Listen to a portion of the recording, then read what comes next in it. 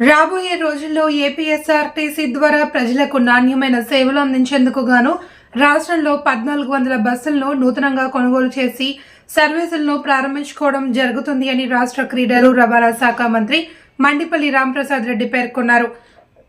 ఆదివారం స్థానిక RTC bus complex ఆవరణలో ఉమ్మడి తూర్పు పశ్చిమ గోదావరి జిల్లాలకు సంబంధించి మంత్రి మండిపల్లి రాంప్రసాద్ రెడ్డి, శాసనసభ్యులు ఆదిరెడ్డి వాసు, గోరంట్ల బుచ్చయ్య చౌదరి, నల్లమిల్లి రామకృష్ణారెడ్డి, బత్తుల బలరామకృష్ణలతో కలిసి నూతన సర్వీసుల బస్సులను ప్రారంభించారు. ఈ సందర్భంగా మంత్రి రాంప్రసాద్ రెడ్డి మాట్లాడుతూ ఆంధ్రప్రదేశ్ రోడ్డు రవాణా సంస్థను బలోపేతం చేస్తూ ప్రజలకు నాణ్యమైన సేవలు అందించడం జరుగుతుందన్నారు.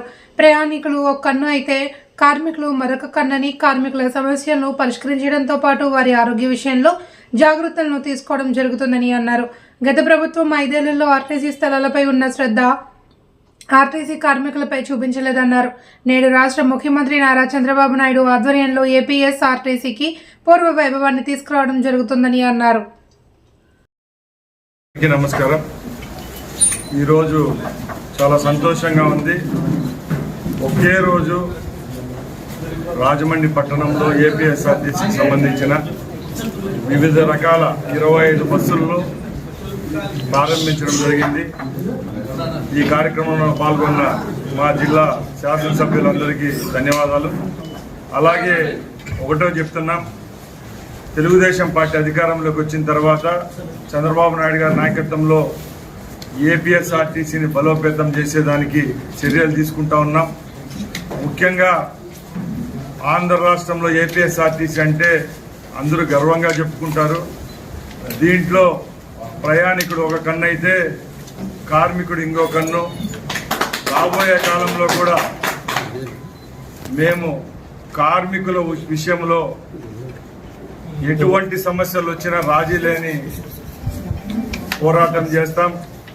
అలాగే గత ప్రభుత్వాలు ఇచ్చిన హామీలు ఏవైతే నెరవేర్చలేదో ఈరోజు మా ప్రభుత్వం ఏర్పాటైన తర్వాత మా ముఖ్యమంత్రి గారి దృష్టికి తీసుకొని పోవడం జరిగింది. అలాగే ఏవైతే సానుకూలంగా ఉన్నాయో కార్మికుల యొక్క భవిష్యత్తు, వాళ్ళకు అలాగే వాళ్ళ హెల్త్ విషయంలో ఏమేమి సమస్యలు ఉన్నాయో అవన్నీ తీర్చేదానికి కూడా ఏపీఎస్ఆర్టీసీ అలాగే రాష్ట్ర రవాణా శాఖ సిద్ధంగా ఉందని తెలియజేస్తున్నాం. అలాగే ముఖ్యంగా మీ దృష్టి కూడా తీసుకొని పోతున్నాం. గత 5 సంవత్సరాల్లో ఏపీఎస్ఆర్టీసీ ఆంధ్రప్రదేశ్లో పూర్తిగా నిర్వీర్యమైంది. ఆ రోజు ఉన్న ఆ ముఖ్యమంత్రి అయితేనేం, ఆ మంత్రులైతేనేం ఏపీఎస్ఆర్టీసీ యొక్క స్థలాలపైన ఉన్న మక్కువ ప్రయాణికుడికి కార్మికుడి మీద చూపలేదు. ఆ రోజు ఆ కరుణ. మేము ప్రభుత్వంలోకి వచ్చిన తర్వాత ఎక్కడెక్కడ తప్పులు జరిగాయో సమీక్షించుకుంటూ రేపు వచ్చే 5 సంవత్సరాల్లో పూర్వం ఏ విధంగా ఏపీఎస్ఆర్టీసీ ఉన్నదో ఆ స్థితికి తెచ్చేదానికి ప్రయత్నం చేస్తూ ఉన్నాం. ఇప్పుడు దానిలో భాగంగానే 1400 చిలుక బస్సులను మేము జాగతికి అంకితం చేసే విషయంలో సిద్ధంగా ఉన్నాం. ఇప్పుడు సుమారు 600 బస్సులు ప్రారంభించడం జరిగింది. రాబోయే 3-4 నెలల్లో కూడా మిగతా బస్సులను కూడా రోడ్లపైకి తెచ్చేదానికి ఏపీఎస్ఆర్టీసీ సిద్ధంగా ఉందని తెలియజేస్తున్నాం.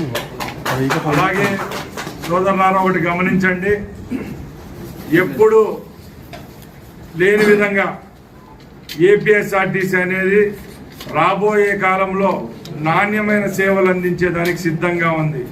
దానిలో భాగంగానే కేంద్ర ప్రభుత్వం నుంచి అలాగే రాష్ట్ర ప్రభుత్వం నిధుల నుంచి రాబోయే కాలంలో వచ్చే బస్సులని పూర్తిగా ఎలక్ట్రిసిటీతో నడిచే బస్సులను కూడా తెచ్చేదానికి ఏపీఎస్ఆర్టీసీ ముందుకు వస్తూ ఉంది.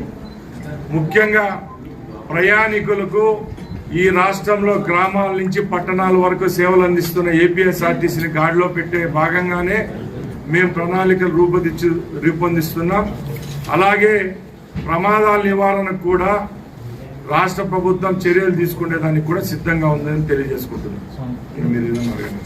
ఏపీఎస్ఆర్టీసీలో ఒక కొలబద్ద ఉందండి.